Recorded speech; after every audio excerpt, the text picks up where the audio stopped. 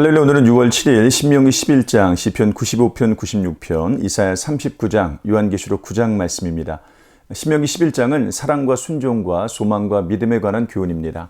모세는 하나님을 사랑하고 그의 율법을 지키라고 말합니다. 그러고는 하나님께서 행하신 큰 일을 다시 말하죠. 하나님께서 누구신지 정말로 알아야 됩니다. 하나님께서 나에게 어떤 일을 행하셨는지를 알아야 됩니다. 그럴 때 하나님을 사랑할 수 있고 하나님을 사랑해야만 하나님께 순종할 수 있기 때문입니다. 또한 모세는 장래의 소망을 말합니다. 하나님께서 약속하신 땅을 주실 것이고 그곳에서 복을 얻게 될 것이라고 말합니다. 그러므로 이스라엘은 하나님을 믿고 그분 안에 거하기 위한 모든 노력을 하면 됩니다. 모세는 복과 저주가 이스라엘 앞에 있다고 말하며 순종하면 복을 얻고 불순종하면 저주를 받을 것이라고 합니다. 모세가 나눈 복과 저주의 기준이 오늘 우리에게는 해당되지 않습니다. 우리의 기준은 예수 그리스도입니다. 예수 그리스도 안에 있는 사람은 항상 복을 얻습니다. 심지어 우리가 불순종할 때도 우리는 저주를 받지 않습니다.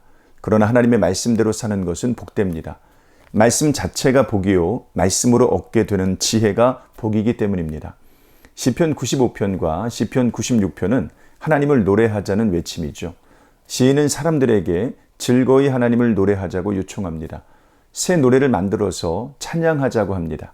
하나님은 우리의 하나님이시요, 우리는 그가 기르시는 백성이며 그분의 손이 돌보시는 양이기 때문입니다. 하나님은 모든 신들보다 뛰어나십니다. 모든 신들은 우상이요, 하나님은 참된 신입니다. 그러므로 하나님께만 영광을 돌리고 하나님만 노래해야 됩니다. 마음을 완고하게 해서 하나님을 근심하게 해서는 안 됩니다.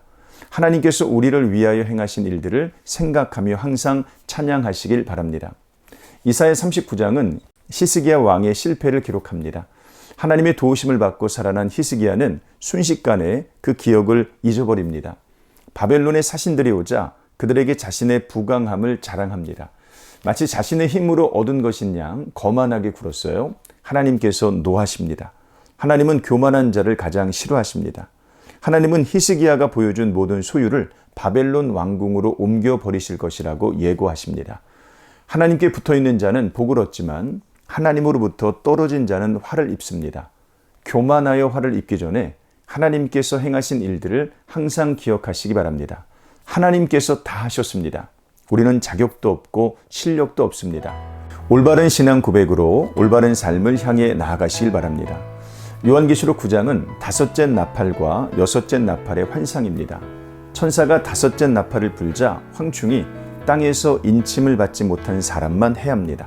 5달 동안 사람들을 해한다고 하는데 그들의 왕은 히브리어로 아바돈, 헬라어로는 아볼루온이라고 합니다. 여섯째 나팔을 불자 결박된 네 천사가 풀려나서 사람들을 죽입니다. 3분의 1을 죽였다고 해요. 그러나 살아남은 사람들은 회개하지 않고 여전히 우상 숭배와 악행을 계속합니다. 본문은 애굽에서 행해진 10가지 재앙을 떠오르게 해요. 온갖 재앙으로 말미암아 사람들이 큰 고통을 겪는 중에도 바로의 마음은 더욱 완고해져 갔습니다. 믿는 자에게 고통은 성장의 디딤돌이 되지만 불신자에게 고통은 고집을 강화시키는 도구가 될 뿐입니다.